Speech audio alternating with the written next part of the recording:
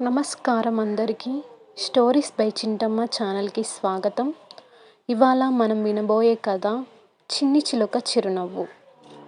ఒక అడవిలో చిన్ని అనే ఒక చిలుక ఉండేది. దానికి మాటలు తక్కువ, కానీ మనసు ఎంతో గొప్పది.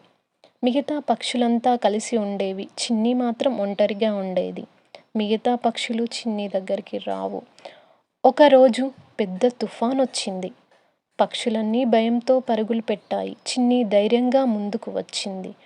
తనకు తెలిసిన గుహకి అన్ని పక్షులను తీసుకెళ్ళింది, వాటిని రక్షించింది. తుఫాను పోయిన తర్వాత సూర్యోదయంతో అందరూ బయటికి వచ్చారు. చిన్ని మాటలు తక్కువైనా మనసు పెద్దది అని తెలుసుకున్నారు. ఆ రోజు నుంచి చిన్ని చిలుక చిరునవ్వుతో అందరినీ పలకరించేది. ఈ కథ నీతి: మంచితనానికి మాటలు అవసరం లేదు, మన పనులే మన గొప్పతనాన్ని చూపిస్తాయి. ఇలాంటి మంచి కథల కోసం స్టోరీస్ బై చింటమ్మ ఛానల్ను సబ్స్క్రైబ్ చేయండి, లైక్ చేయండి, షేర్ చేయండి. మీ అభిప్రాయాన్ని కామెంట్లో తెలపండి.